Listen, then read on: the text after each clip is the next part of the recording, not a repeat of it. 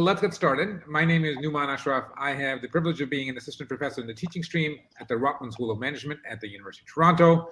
And I am coming to you live in this forum from the traditional lands of the Huron-Wendat, the Seneca, and most recently the Mississaugas of the Credit. It is important for us to acknowledge the privileges that we enjoy from working on Indigenous lands. We in Canada have just celebrated our first National Day of Reconciliation.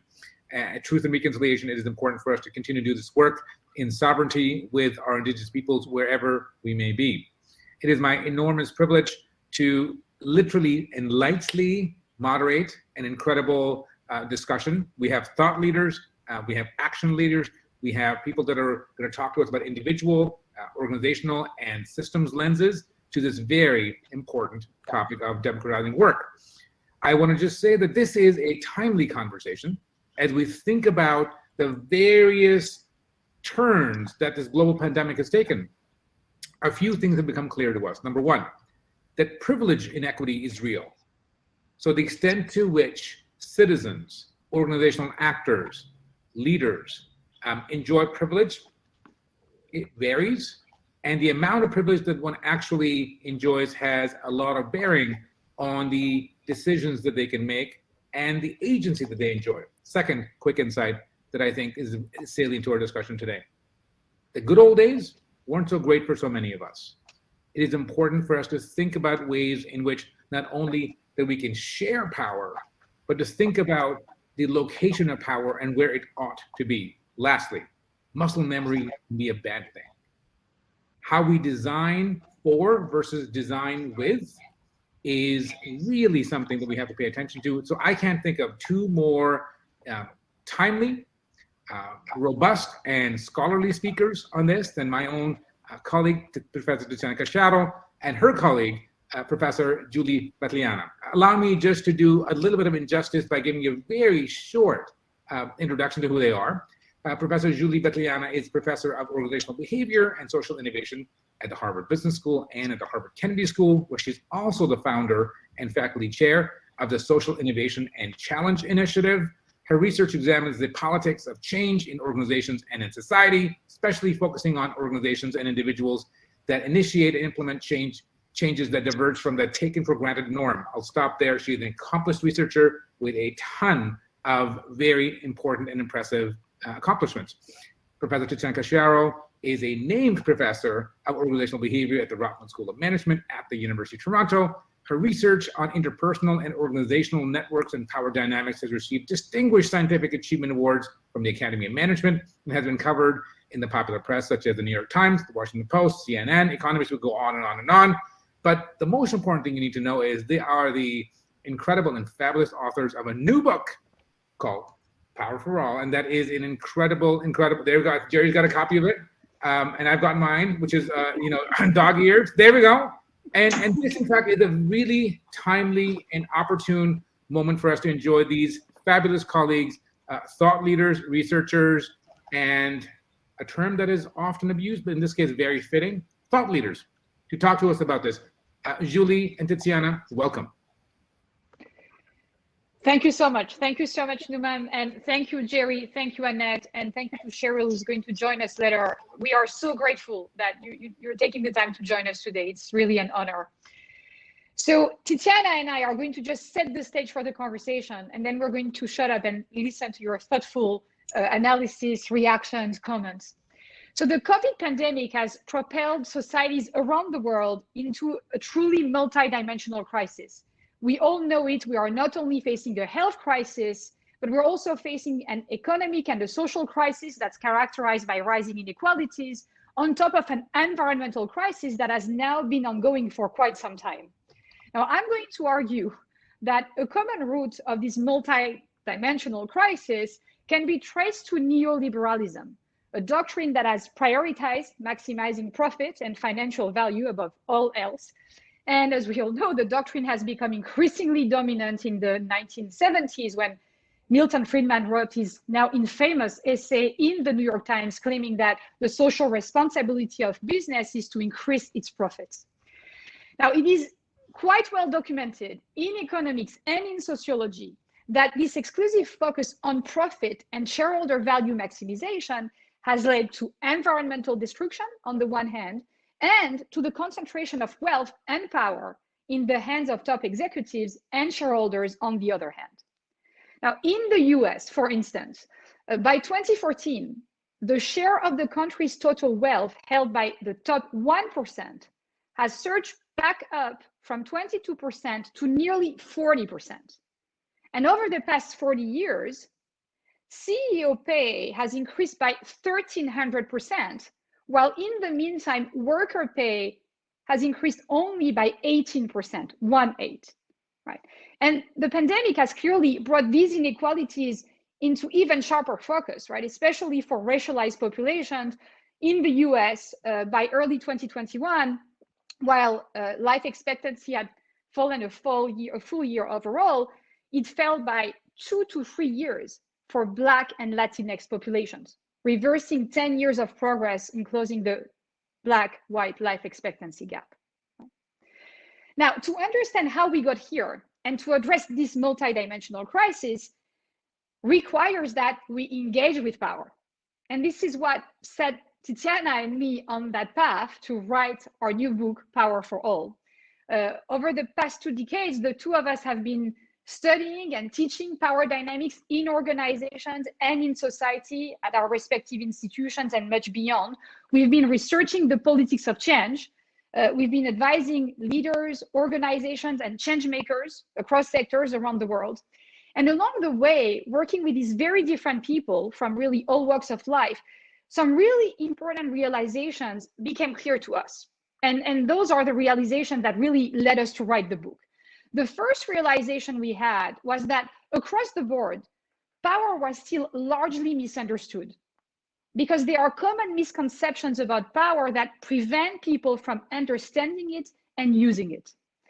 Now, another thing that became evident to us from the studies that we've been conducting is that understanding power and its dynamics is critical to the success of social change initiatives.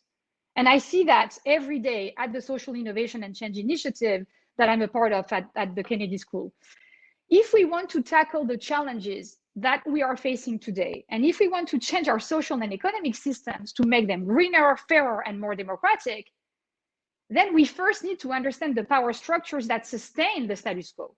And then we need to find ways to influence people's behaviors toward the change that we want to see happen. Now, then the question really becomes, okay, so if we need to engage with power, what is power? Well, power is the ability to influence other people's behavior. That's a definition, as I like to say, that's not an explanation, right? So now the real question becomes, where does this ability to influence other people come from? The answer to this question is what we refer in our book to as the fundamentals of power, right? These are the basic operating principles for power.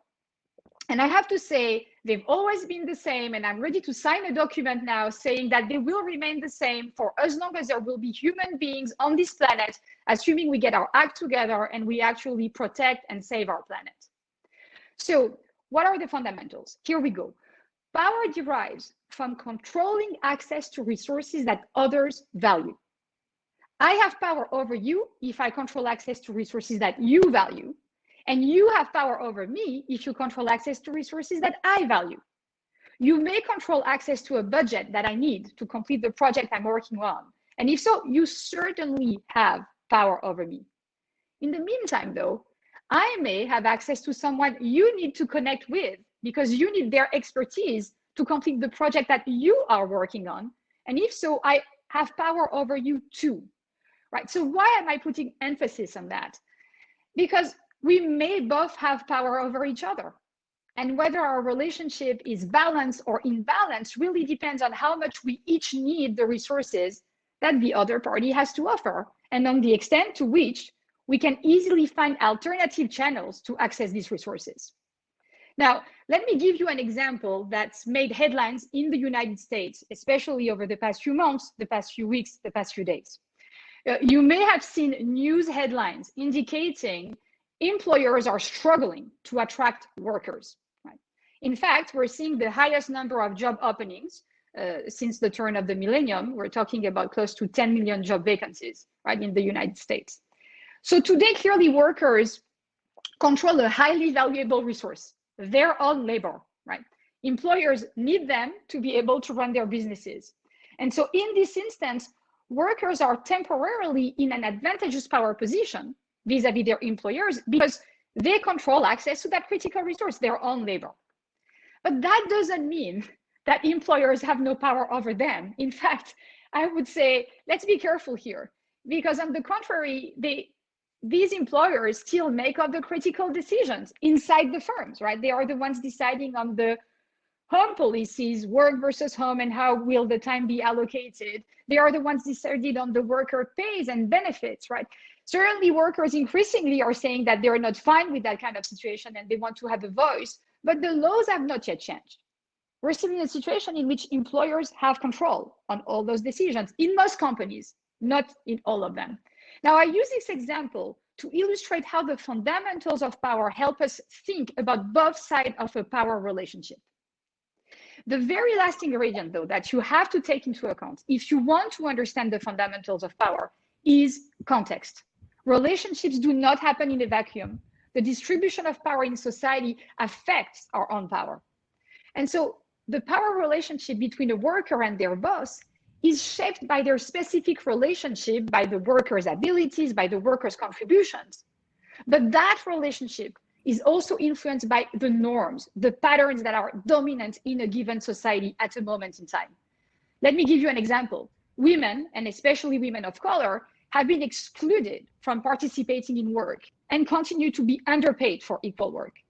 So the bottom line is that understanding the fundamentals of power in context allows us to confront the urgency of the multidimensional crisis that we're facing, which I would argue is in fact a crisis of the concentration of power. Enough from me. Tiziana, please go ahead. And Cheryl, wonderful to see you. Welcome.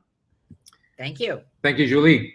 Tiziana, please. Welcome, indeed. Wonderful to have the whole team here at this point. And thank you, Julie, for all the fundamental premises that we needed to establish.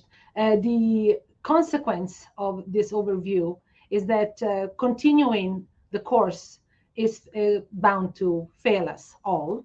We cannot continue along the status quo because if we do, we'll cement inequality, further expand it, destroy the planet as a result.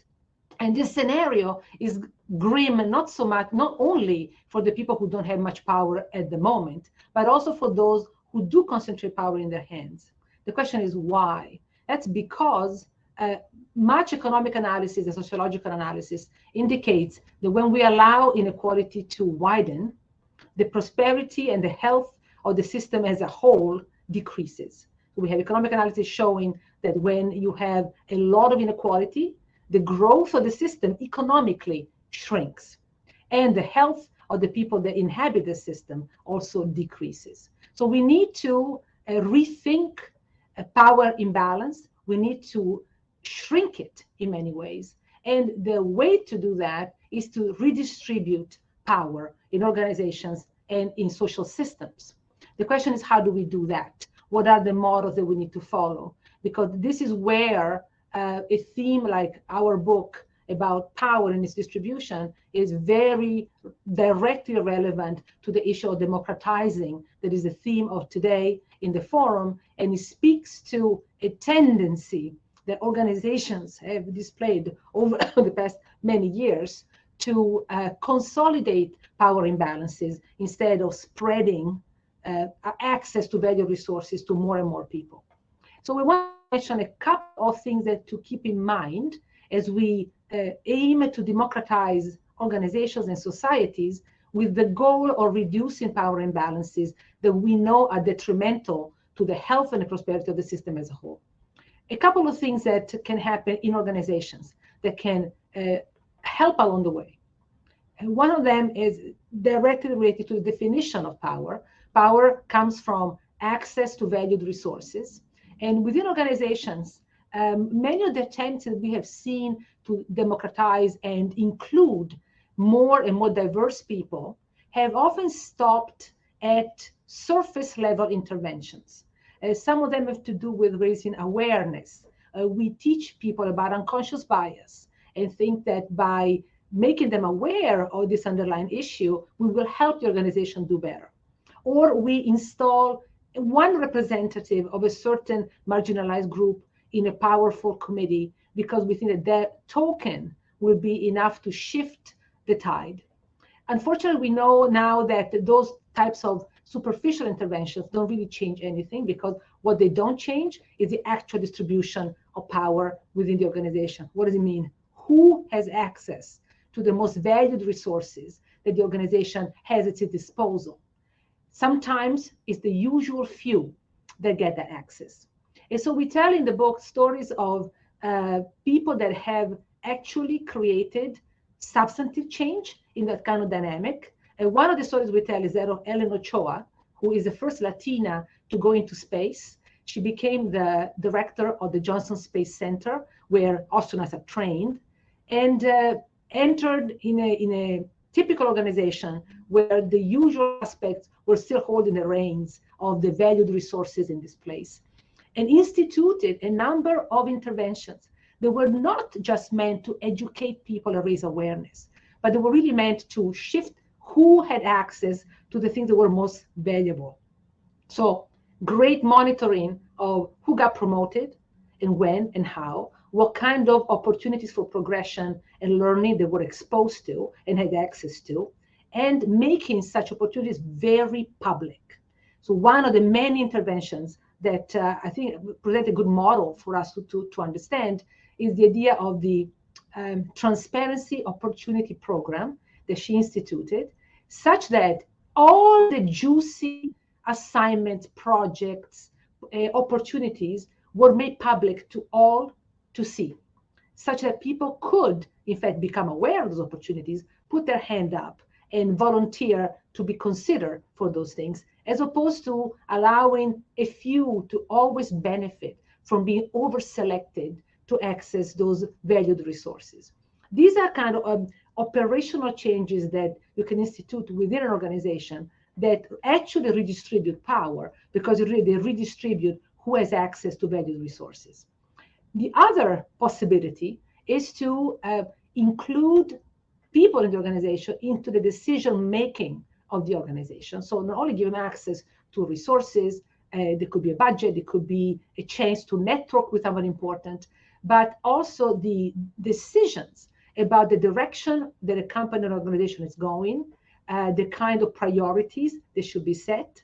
And those are kinds of more kind of strategic decisions that often workers are excluded from. And we see this quite often in the United States, for instance, where unionization has declined over the years dramatically, to the point that now only 10% of the workforce in the United States is unionized. That percentage varies across countries. It's a little bit higher in Canada. It's a lot higher in some European countries, but it's going downward. And that prevents workers from having a voice in the most important decisions of the organization. So what can be done? Some interventions have been adopted, especially in Europe, that allow workers to have voice in the board of directors of an organization. Boards were created primarily to protect shareholders. And that is still the logic that dominates in North America and elsewhere. But in Germany, in the first instance, and in many other European countries, workers have representation on the board. And that allows them to express not only voice, but also really shift the discourse on the priorities of an organization. What we know from research that Julie has done with her co-authors is that when you have such representation, it's more likely that the organization will be able to pursue not only profit as a goal, but also social and environmental goals. The fact that you allow multiple voices from different perspectives to chime in the board of directors, in the top management team, allows for the kind of diversity of objectives also to come to the fore, democratizing the decision-making of the organization.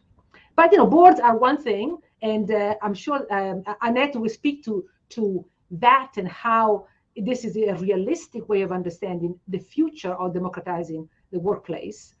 Other forms of organizing also allow us to spread the power a little more evenly. One clear example are worker-owned cooperatives, where the workers not only have a voice, they own the place. And by doing that, they are directly responsible for the direction of the organization, the decisions that are made, the priorities that are set. And this is a completely different model of organizing that does not start from the premise that there's capital over here and workers over here. Actually makes it too compatible and more balanced in their approach. So these are just some of the ideas that we explore in the book. We are very interested in understanding the reactions from our panelists that will come at these possibilities with a different perspective. But the idea is that when we wrote Power for All, we started before the pandemic.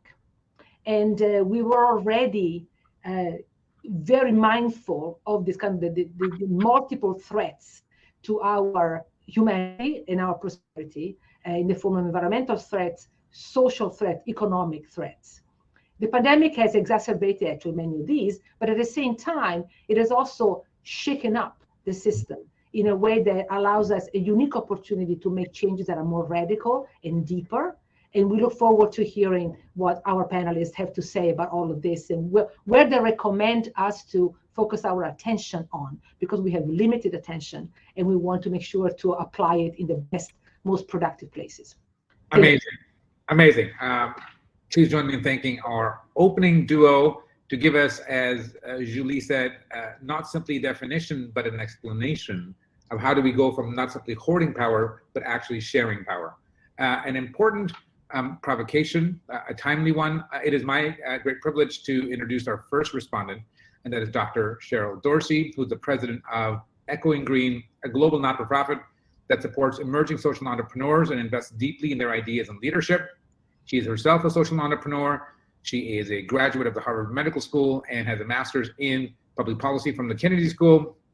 And she is the recipient of the Echoing Green Fellowship in 1992 that helped her launch the Family Van, a community-based mobile health unit. She sits on various boards, including, I note with much interest, two, I think, really important organizations that I think are doing incredible work, such as the Skoll Foundation and the Bridgespan Group.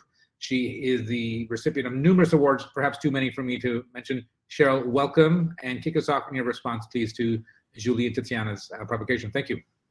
Newman, thank you so much. And I'm so thrilled to be here with this extraordinary group. I don't feel quite so bad that my last panel ran over. So I was a few minutes late getting to you. I've had the privilege of following Julie and Tiziana's work for a number of years and think it's extraordinary and brilliant and love the book Power for All. And it's become a resource already for me, and looking forward to sharing it broadly with the Echoing Green community. So I think I'm only going to spend a few minutes as a practitioner in the world of social change and how the work of both Power for All as well as the work that has brought us all to the Global Forum has been infused in the work of Echoing Green over the years. And I think maybe I'll just start with a bit of a primer on social innovation and how Echoing Green comes to the work. I will say for the bards amongst you, you might appreciate, the name of Echoing Green comes from the name of a William Blake poem, the iconoclastic 18th century English poet, painter, and printmaker. But one of his other works, Jerusalem, the emanation of the giant Albion. In that work, there is a quote that is in many ways provided the animating spirit of our work over almost 40 years now. And it is as follows. I must create a system or be enslaved by another man's. I will not reason and compare. My business is to create. And I think that really speaks so well and so deeply to the journey of social change that Echoing Green has been on for so many decades. And part of what I think makes our work so interesting and relevant to what Julie and Tiziana have put forward is that our work of social innovation sits very much at the intersection of social justice. And whereas sort of the terminology and phraseology around justice, equity may seem fairly new to social innovation purveyors, the idea of systems change, structural change, which has long lived in activist and organizer circles, and that really recognizes that discriminatory policies and practices that make, racism, sexism, classism, other forms of oppression so structural, really did spur Echoing Green to focus as our unit of analysis on the social entrepreneur, the social innovator, as a type of systems change leader, right? A catalytic force that would not only disrupt systems that work for too few, but also accelerate major systems shifts of policies and practices at attainable cost. That really is our work in the world to do, that we have now done for so many years now. And I will say that sort of the framework, the thinking around, how social innovation can be used as a tool for driving transformational change, more importantly, to shift power, is one worth interrogating. And I'll start with some definitions. That social innovation is a process of developing and deploying effective solutions to challenging and often systemic social and environmental issues in support of social progress. So much of the work that we have funded is all about sort of getting to the structural, systemic nature of so many problems. And I'll sort of use I think rightly so in this moment, the example of structural racism to make my point, right? So when you think about sort of the complex, entrenched nature of structural racism, when you really sort of get underneath the policies that perpetuate it, you see that it is a system that is very good at doing a couple of things. One, allowing for the segregation of resources and risks. Two, really good at creating inherited group disadvantage and advantage. Three, allowing for the differential valuation in human life by race. And four, limiting the self-determination of certain groups. So when you then layer on top of this sort of the notion of entrepreneurship as a particularly powerful, dynamic, and propulsive force, what does entrepreneurship innovation allow us to do? It allows us to find new ways to address tough problems. It creates new and shared public value. It attracts support across sector and defies constraint. And it identifies opportunities. It's very good at doing exactly what Julie and Tiziana are talking about, shifting power. And I have to say, when I was rereading your book, ladies, I kept going back to Dr. Kindi's definition of race itself. And Dr. Kindi talks about race as a power construct, a power construct of difference that lives socially. So everything that you all bring to bear and raise up in your work sort of lives across multiple different sectors. So much of what you can see that Echoing Green has done over the years is all about sort of pushing against these structural inequities and these entrenched imbalances. I know that I'm running out of time, but I just want to raise up the reason that we're here today, this concept of democratizing work. And so much about shifting power within the Echoing Green community and framework has been about identifying innovators who are doing just that in terms of democratizing work and workers' rights. And just to make it real and less abstract, I think I'll just end with a couple of examples of some of the innovators that are part of our community. And I think they'll give you a good sense of how social innovators are really thinking about this. And I'll go way back into the late 80s and early 90s when Echoing Green funded folks like Jennifer Gordon from the Workers' Rights Center, which was one of the pioneer organizations that really focused on rallying low-income immigrant workers. You have groups like Make the Road New York, which is now the largest progressive grassroots immigrant-led organization in all of New York State, which really works on issues of workers' rights, immigrant and civil rights, and other issues of justice. There's Working Today, it was America's first freelancers union to help independent workers, those in the gig economy, access benefits and insurance and gain a political voice. I've seen this work, this innovation shift and morph over the last 25 years in really interesting ways. So now if you look at our portfolio, you see organizations like Centro de los Derechos del Migrante, which is the first transnational migrant rights organization based both in Mexico and the United States, really focused on reforming international labor recruitment and guest worker programs to protect low-wage workers. We've got organizations like coworker.org, which has become a real laboratory for workers to experiment with power-building strategies and win meaningful changes in their organizations in the 21st century economy. And then I'll end with Project Equity, which has now become a national leader in the movement to harness employee ownership that allows thriving local businesses to honor their sellers, owners' legacies and to address income and wealth inequality. So I will say that there is a lot of work ahead, but I am buoyed by the work of so many of these innovators who are on the front lines, bringing forth and interrogating new models around the democratization of work. Thank you, Cheryl. What a great provocation from you to think of the social entrepreneur and innovator as a unit of measure in challenging the status quo and systemic change. Well, on that note, it gives me a great privilege to welcome fellow Canadian Annette Verschuren, who is Chair and Chief Executive Officer of NRStor Inc., a company that develops and manages energy storage projects. Her story begins way earlier than that, from 1996 to 2011. Ms. Verschuren was president of Home Depot Canada, where she oversaw the company's massive growth from just 19 stores to, wait for it, 179 Canadian stores, and led its entry into China. Prior to that, she was president and co-owners of Michaels, where I've spent a lot of money getting supplies in terms of arts and crafts for my kids who are now all in university and college. She sits on various boards, including Liberty Mutual Insurance, Air Canada, Canadian Natural Resources, and Saputo, and so on and so forth. I do want to say that she has received, wait for it, 10 university honorary degrees, including, I think, most preciously from St. Francis Xavier University, which is her alma mater. She is she's a member of the Order of Canada. Annette, welcome back, and good to see you here. Take it away, please, and thank you. Terrific. Oh God, where do I begin?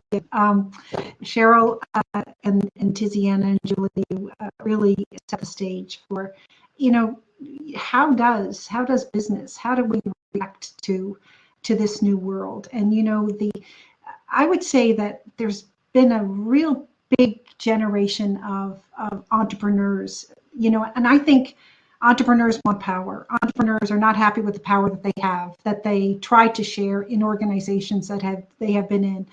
But let me just give you my perspective. So I started earlier, before my retail days. I was in the coal mining business in Cape Breton, Nova Scotia, small community. I was the only woman in management, and I really understood what it was like to be not listened to. And this stayed with me all of my life. When I ran Home Depot, when I ran Michaels, I was a very inclusive leader, and I was really uncomfortable in teams that were homogenous. Didn't matter what, really uncomfortable. So I am someone that really understood the advantages of diversity, equity, and fairness at a very young age. And I did extraordinarily well financially, but I did it through that filter system. I did it through understanding the impact of shareholders' returns and stakeholder returns. And even those words weren't used back then, I knew I had to commit to a community. I knew I had to commit to employees. I knew I had to empower them in order to empower the company that I was running. And so Tiziana, when she and Julie spoke to me, she wanted to know some of the things that I did. How did I do this? And I just really believe in shared power. I believe the environment is really pushing very, very, and the social change happening in our world is causing real fast change. And I feel the employees have more power today than they ever have. And it's for, I think the pandemic has demonstrated the ability to work remotely, to have the power to say, no, I don't want to live in the city. I don't want to go to, I want to choose another industry. I want to choose emerging, I want to choose places where I can add value to our planet, to our organization. So I think the choices people have are greater. The movement of people is enormous. Studies are saying, 60-70% of knowledge workers are going to be changing their careers in the next year. Not so easy for non-knowledge workers, and there's, I think, a whole discussion on that that needs to be discussed. But I just really believe that companies need to really start listening to investors. Many investors are changing the way they're investing in organizations. I think the short-term, quarterly results, there's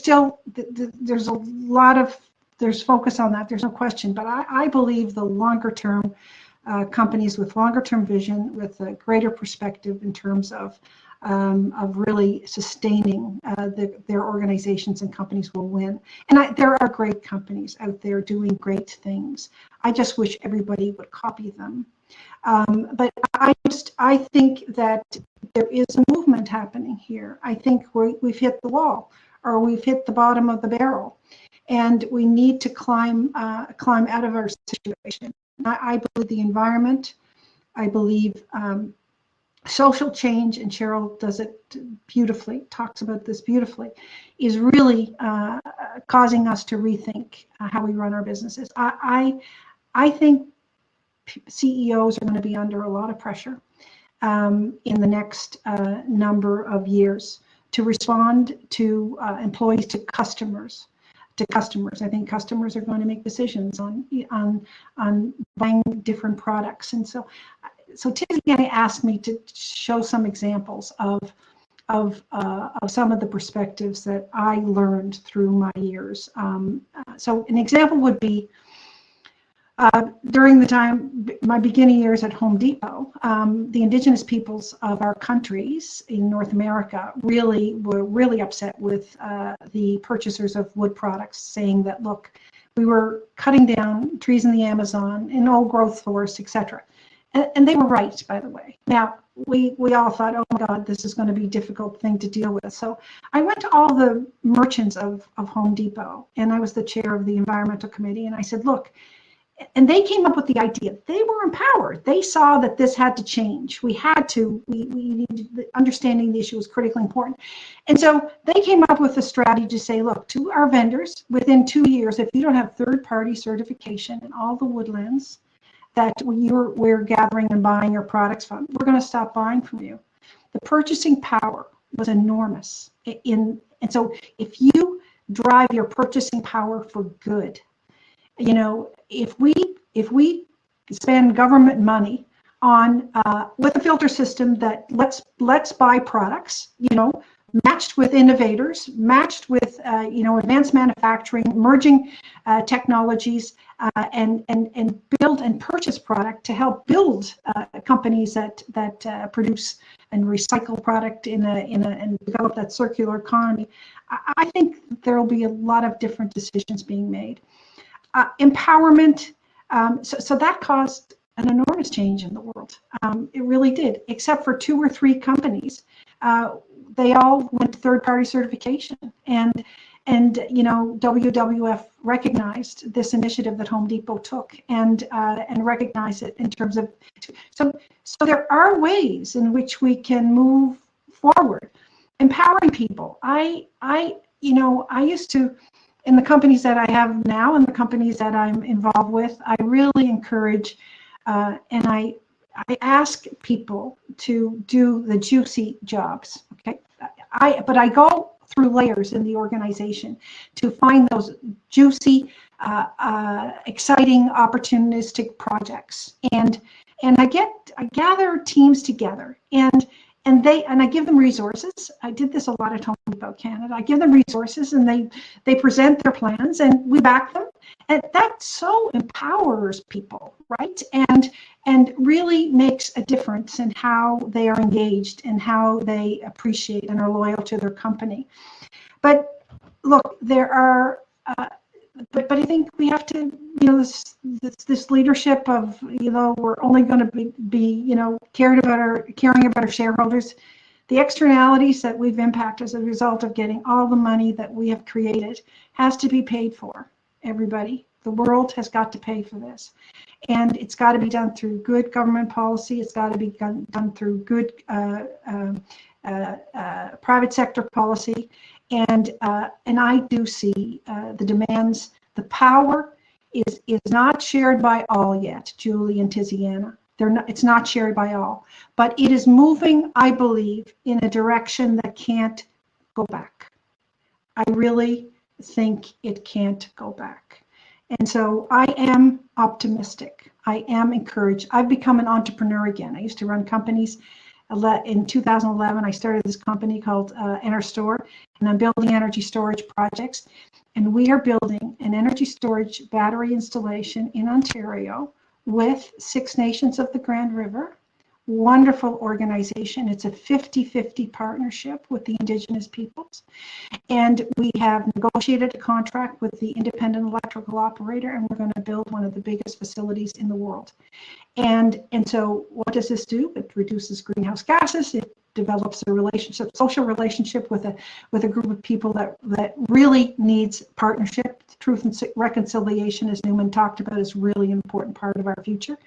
And working with groups that aren't as represented is extraordinarily important. And lifting all the ships is key to turning the opportunities around. So there is so much opportunity, but it's time that we move. It's time that we get going. It's time that and I do think in the world, the task force and climate disclosure, all the things that are happening, CGI, this is all going to be measured, everybody. And what is measured in these contexts will cause a lot of change to happen. And the great companies will be the fastest going forward, will be the most creative, and will share their power with the people in their organizations and the customers and stakeholders in their communities. Thank you, Annette. With a call to action, premised on optimism, we go to Professor Jerry Davis, who received his PhD from Stanford, taught at Northwestern Columbia before moving to his current state at University of Michigan, where he's the Gilbert and Ruth Whitaker Professor of Business Administration and Professor of Sociology. He's published widely in management, sociology, and finance. He's got several books, such as Social Movements and Organizational Theory, Organizations and Organizing, and I could go on and on and on. Jerry, I don't want to take too much of your time. Please join us. Thank you. Allow me to thank you for joining us today for your thoughts on Tiziana and Julie's work. Thank you. Yeah, thank you so much. I am absolutely awed by this movement that Isabel and Julie and their collaborators have brought into being. This conference is amazing. It is so timely. It is so essential. And this panel is unbelievable. I'm so honored to be part of this. So a big theme of Julie and Tiziana's book is a theory of power. And Julie just gave the whole theory in a sentence, which is great. Power is not a property of a person or an organization. It's a property of a relationship. It comes from controlling access to something that other people value. So how does this apply at the corporate level? This panel has been going from sort of individual and entrepreneur to business to sort of the system level. So corporate power is in a lot of discussions these days. How do we think about power at the system level in light of this theory that they've described? What are the sources of power in the economy today? So let's take a totally random example, just picked from the air, Facebook. You might have heard of it if you're over 60.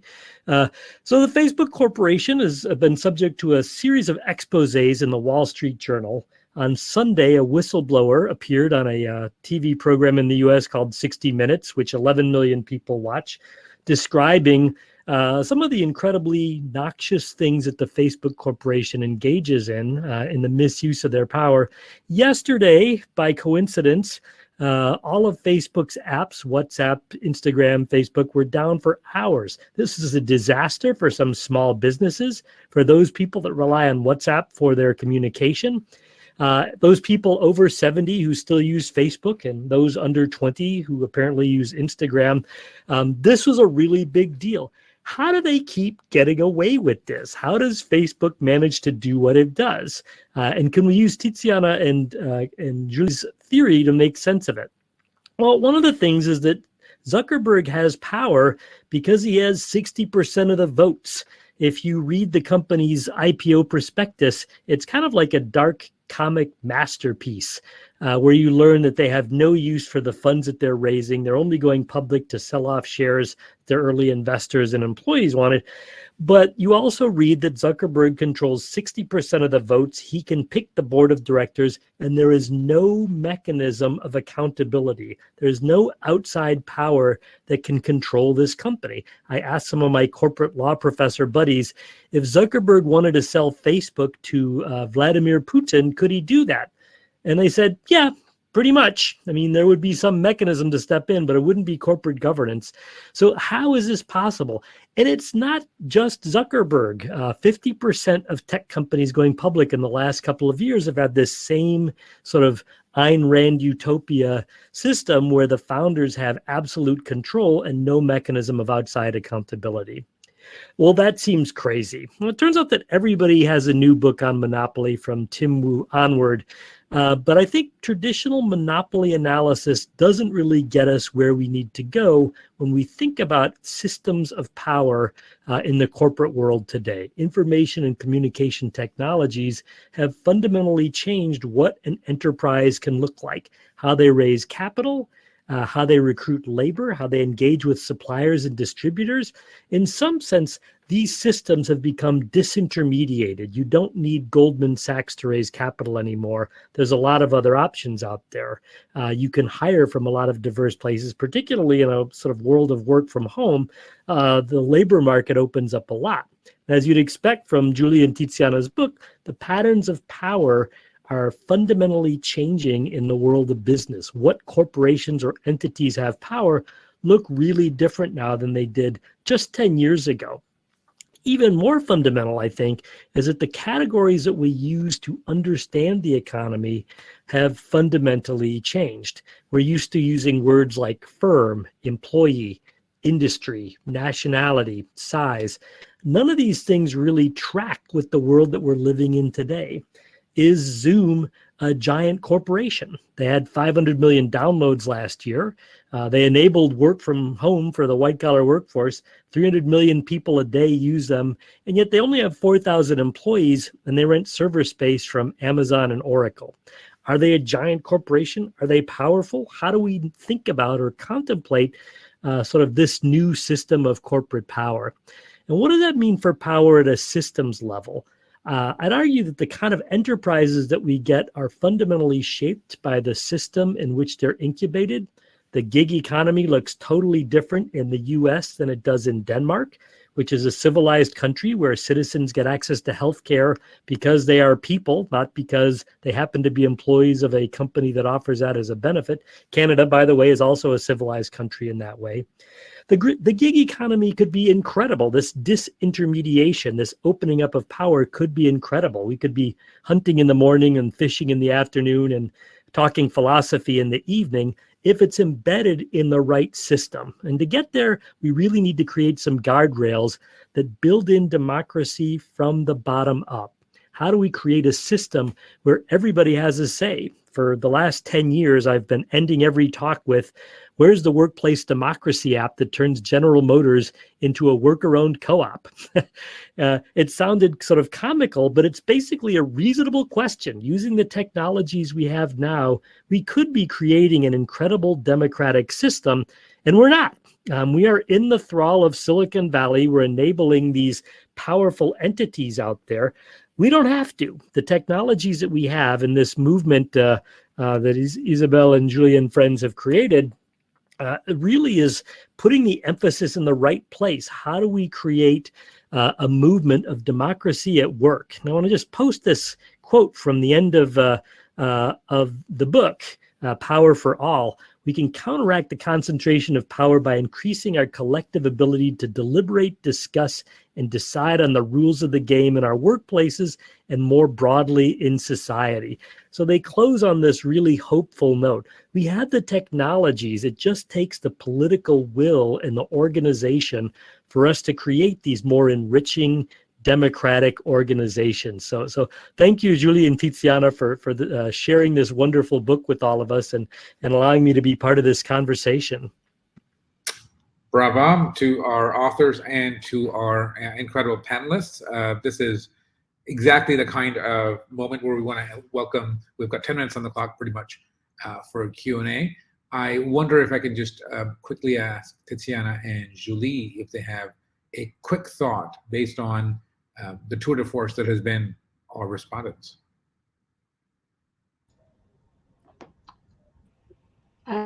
Julie, I'll first.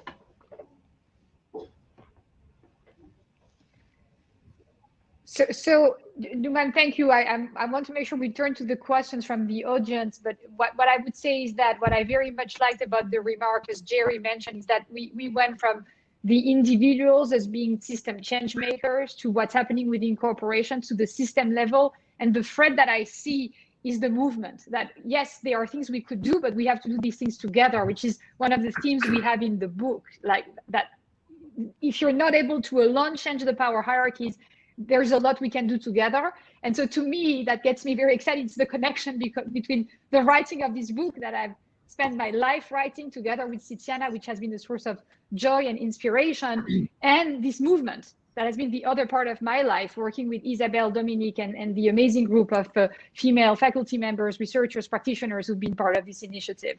So I would agree to say we have a lot of work to do, but we have a window. And together, if we join forces, we can Julie and do much more to shift the there's a balance question of here power. that appeals to me, and maybe I'm using a little bit of my privilege to prioritize that one, which is what safeguards can social innovation organizations put in place to avoid replicating inequities internally while trying to address larger social issues? And there is that reference to, i.e., how do we avoid using the master's tools in some ways to dismantle master's home? I think Please. Cheryl should answer that question. Let's go with the expertise. Yeah, no, I think that's a really important question. I though, do think that one of the reasons that I came into this work, almost 30 years ago, was this acknowledgement that fundamentally, social innovation is this notion of sort of the blurring of sectoral boundaries, this notion of an alliance-based model for change. I started my career as a social justice baby, right? And quite often the work that I was doing was framed in an adversarial fashion. And I sat across enough tables where all I could see was my counterpart's eyes glaze over. And the calculus was, you're telling me I have to lose for you to win. And the conversation was over in an instant.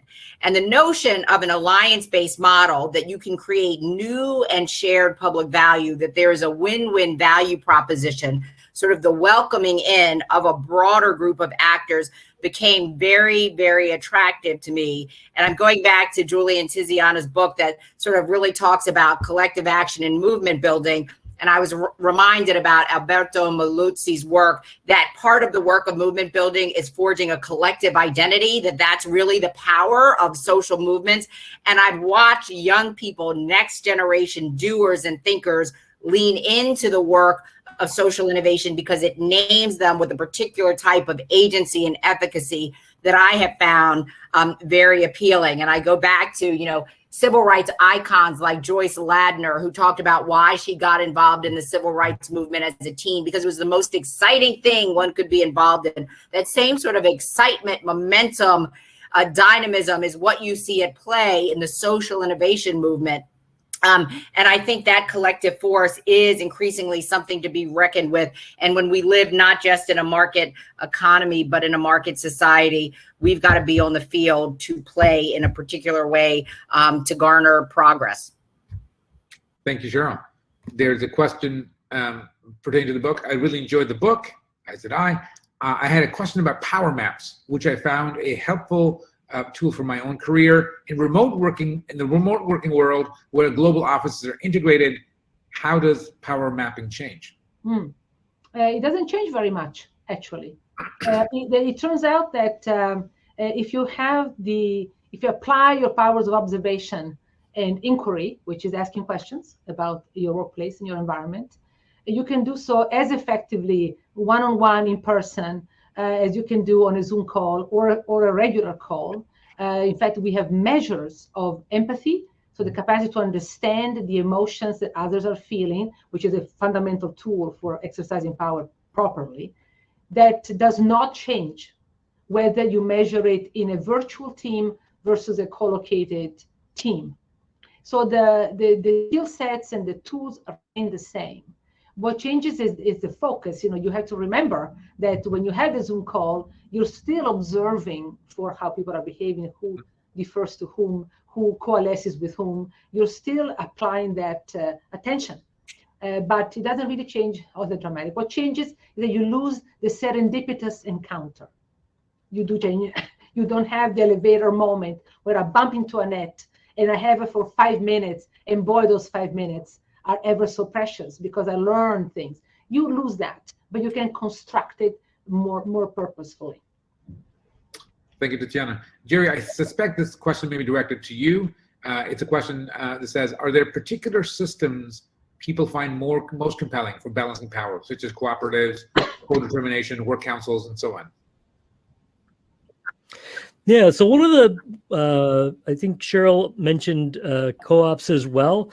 One of the issues with co-ops in the olden days was that people would spend 20% of their times in meetings, which sounds like faculty life. It's a nightmare to spend that much time in meetings. I think we've now got the tools that we don't need to do that.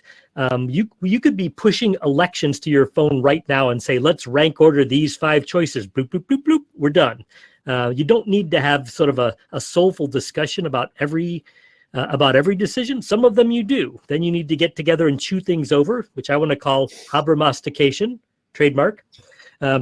But other things, you don't need to talk. You just need to sort of vote. And I think if you entrain people to get voting at a basic level, that will spread out more broadly into society, that we'll see sort of democratic habits of mind and thought going beyond just what you do at work. And then we won't be satisfied with desultory votes every 4 years for an orange fascist or the other guy. We'll be more demanding of our democratic systems.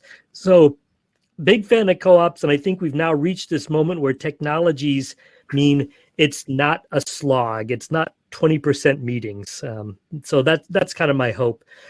And I think something else that Cheryl, Dr. Dorsey, mentioned was that there is this moment of transition for baby boomer-owned companies, that there's a lot of tax benefits to converting businesses that are owned by sort of people about to retire, turning them into worker-owned enterprises. So I think we're about to see this sort of silver tsunami that could really create a new system. So this isn't starting from scratch. It's taking an existing business and then turning it into a worker-owned entity where people can build capital.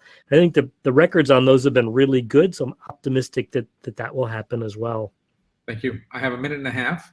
As facilitator, I want to thank everyone for their times, but I have a question. As we think about the lessons from Power for All, now is a good time for leaders to do blank. Please complete the blank. Now is a good time for leaders to, Annette Verschuren? Now is a good time to recognize that the answers to these questions, these social economic questions, need to be established in and looked at in a very different way. The traditional way of our thinking has got to change, and so we got to be bold and not afraid to move ahead on things that we're not comfortable with. So it's time to get uncomfortable. May I add one thing? Because Dr. Dorsey said something. Power is not a zero-sum game. Mm-hmm. And the faster we persuade leaders of this, the better off we all will be. So we thought that we wrote this book primarily for people who aspire to have more impact and more power. And we realized over time that we wrote it for the people who have the power to learn about it, so that they will relax about hoarding it, because it's not in their best interest, but they think it is. And so an education of these leaders. So folks, give the book to your CEO, your leader, the people high on top, and tell them, read it for Christmas, baby. And maybe you will be better positioned to do what Annette just said you should do. Amazing. Yeah. Thank you. You know, Numan, it's about sharing the power, and it's about welcoming and accepting the checks on your power. Yes. So, you know, hopefully after reading the book, like both of these dimensions will become clear. That's the kind of leader we need. Thank you. Dr. Dorsey, now's a good time for leaders to... These wonderful panelists said it best. We shift power in order to share resources, decision making. Beautifully said, both Julie and Tiziana. Yep. Thank you. Jerry, now's a good time for leaders to... Listen to the front lines. Thank you. Well, it's 5 p.m. Eastern Standard Time. I want to thank everyone for an incredible hour. I have 8 pages of notes for my Leading Social Innovation course at the Rockland School next fall. I have learned much, and I'm not just being humble. I've learned a ton. I want to thank all of you for the insights and the grace with which this has been handled. I just want to recognize Libby, who has been working to make this panel and this happen. So thank you, Libby, for your incredible behind-the-scenes excellence. And I just want to say it is a privilege, and the learning continues, and I hope a dialogue and Q&A. So enjoy the rest of the forum. Thank you, Numan. We really want to thank you too for joining us. It's my pleasure. Anytime. Tell me where. Moderator. Tell me where. Anytime. Okay. Take good care. Bye-bye. Thank you so much. Thank you. Bye-bye. The heart beats a little bit faster. That's right. That's right. And the Twitter action is pretty excellent. This is working out well. There we go. Oh, we lost Annette already. Okay. Okay. I don't know if she meant to be, because we've had her come and go a couple of times. Well, this was just remarkable for me. This is just amazing. It's great. Thank you. It's great. Thank you so much. We're gonna have to distill some of these ideas. What's the process, Julie, since you're one of the leaders of the forum, to extract kind of lasting lessons from these panels? Because we know we are in this one, but there are many others. Yeah, I'm glad you're asking the question. So we really are thinking about it in a truly collaborative way. So it's actually a question we're going to be asking of everyone. And as we're going to have a number of sessions on next steps, one of the things we want to be able to do is obviously to make the content of all of the sessions available online. We are self-funding everything. So as you can imagine, it's been quite complicated. I know, Cheryl, this is your life and you do so much of it. So we're just getting started on that front. But so at minimum level, the sessions hopefully will be available and people can go listen. But I don't think we should stop there, Tiziana. So I think you're raising a critical question, which is how do we build on that knowledge, the enthusiasm, the ideas, the examples, so that we can help people on the ground, those who are pushing for the changes, and we can help researchers identify sites for research, important questions that still need to be addressed. Mm-hmm. Mm-hmm. And yeah. Please, somebody was saying something. If I did interrupt. No, I just want to crystallize some of these ideas, because some of the examples, Cheryl, you mentioned, some of the both the questions that Jerry you posed, and some of the suggestions about which models carry different way. I mean, I want to remember those things, and I write notes like an idiot. I can't even read my own handwriting, so I'm just very sensitive to losing the juicy bits, along the way. So that was why. This is precious. At the minimum, we'll be transcribing and having all of that. But I think it's a broader and more important question for the whole forum, which is now what next, and how do we build on that, so that we do not lose the juice, we do not lose all of the knowledge that we're now sharing on the platform today and over the next 2 days. Yeah, fantastic. But you guys, if you were here, I would hug you, but it's gonna have to be a virtual one. But A very Tiziana, I close have, one, yeah. I have a serious question. You know, part of my cultural upbringing is I have to offer sweet treats. So I do have some baklava. I'm serious now. At every session that I facilitate, there's some baklava that goes to each of the panelists. So with your permission, Julie, is it yourself or Libby or somebody else with whom I can connect to actually get the right addresses to send these out? Oh, this is so kind of you, Numan. Thank you so much. It is very necessary. Before you Yeah. accuse me of being humble and modest, it is about me. This is So about me. let me do background on Professor Numan Ashraf. Numan, besides being extremely eloquent, is an inspiration to our students. They come out of his classroom, they want to change the world, and they have a few ideas for how to do so in the context of governance, in the context of social innovation. This is not just, oh, I'm inspired and I do nothing. I'm inspired and I do something. In addition to the eloquence, the inspiration, he also has the best Hold on. goods in the city of Toronto. And he does provide such treats. Unless you're gluten intolerant, in that case, you have to tell him because he has other. Your boxes are here. Look at that. It goes in the standard UPS or FedEx box. This can be shipped to you. Oh my gosh. I think you have to give your address to Please. Numan. Absolutely. And then specify any issues you may have because he can accommodate all of the above. He has It's done true. it for It's my a family-run business. Yes. Not my So you are family. I the wish Ted- you were my family. You are the Ted Lasso of the Rotman School, apparently. But you got to. You got to. I mean, you got to bring what you love. You need one. We have Numan. Well, look, I mean, you got to bring what you love, and I think that we can't teach cultural fluency without practicing it, right? Love it. Love it. Julie is gluten intolerant, Numan. I'm just telling you. So Julie is okay. So when I send you her address because she Yes. won't do it, and so I just. But that's easy. But that's from easy. My own hand. The nougat is gluten free. I know. The nougat and This the is Turkish true. delight Yeah. is Yes, gluten free. and I love those. Those are the ones I buy all the time. And the nougat is with hazelnut and pistachio, not just pistachio. Mm. It's not like the Italian version. What is it called again? Start with the T. You know what I mean? Yeah.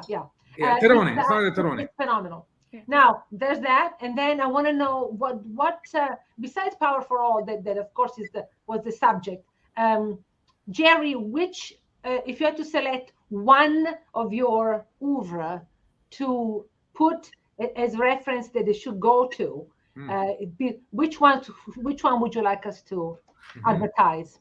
I like the brand new book. So it's a Cambridge element called Taming Corporate Power in the 21st Century. Yeah. Okay. I will say, Jerry, I read your social movements and organization theory book for years. I quote it all the time. It's been foundational to me. So I can't wait to get your new book. So I appreciate your scholarship and your work. It's incredible. I'm so honored. Thank you so much. That's amazing. No, I got it bookmarked on my computer as well. I use it all the time. Oh, you're far too kind. It takes one to know one, right? The star recognizes the star. There you go.